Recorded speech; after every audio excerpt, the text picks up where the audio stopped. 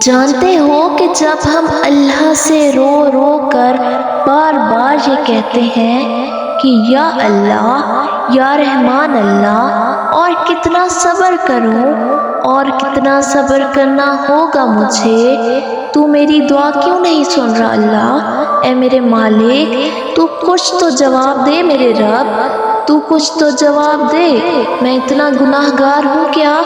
اور جانتے ہو اس دوران شیطان ہمارے دل میں اتنے وسوسے ڈال دیتا ہے کہ ہمیں ایسا لگتا ہے جیسے ہر جگہ اندھیرا ہو، ہر جگہ نا امیدی ہو، اور کہ اللہ میرے ہی ساتھ ایسا کیوں کر رہا ہے کہ میری دعا قبول ہی نہیں ہو رہی۔ لیکن جانتے ہو کہ یہی ہماری سب سے بڑی غلطی ہوتی ہے اور نا امیدی ہے اللہ سے، کہ ہم اتنی جلدی مایوس ہو گئے اس کی رحمت سے، بلکہ اللہ تعالیٰ تو ہمیں دیکھ رہا ہوتا ہے کہ میرا بندہ صبر کرتا ہے یا نہیں۔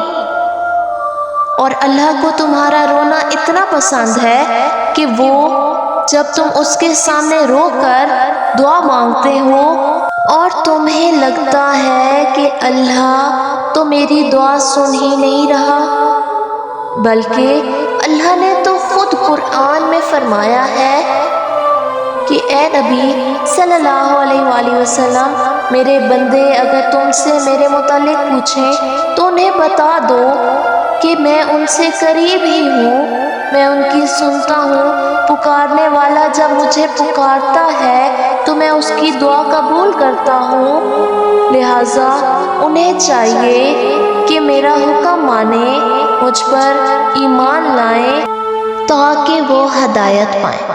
اور جانتے ہو کہ قرآن پاک میں اللہ تعالیٰ نے صبر کا ورڈ اتنی بار واضح کیا ہے کہ تم سوچ ہی نہیں سکتے، تو کوئی تو بات ہے نا۔ اللہ تعالیٰ نے قرآن پاک میں اتنی بار کہہ دیا کہ تو صبر کرو، بے شک اللہ کا وعدہ سچا ہے اور اللہ تعالیٰ صبر کرنے والوں کے ساتھ ہے، بے شک صبر کرنے والوں کے ساتھ ہے۔ جو لوگ صبر سے کام لیتے ہیں ان کا ثواب انہیں بے حساب دیا جائے گا۔ صبر اور نماز سے مدد لے۔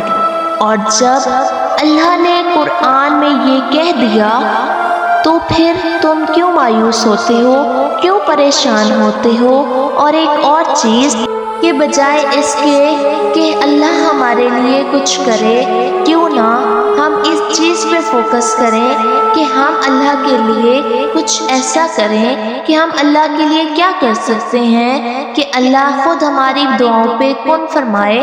جب ہم اللہ کے لیے صبر اور نمازیں پڑھیں گے تو اللہ خود ہمیں صبر کا اجر دے گا اور ہمیں وہ سب عطا کرے گا اور سب خود ٹھیک ہو جائے گا۔ تو ہم اتنی سی بات کیوں نہیں سمجھ رہے؟ ہمیں کیوں سمجھ نہیں آ رہی؟ ہم اتنے بے صبرے کیوں ہو رہے ہیں؟ ہم سے صبر نہیں ہو رہا۔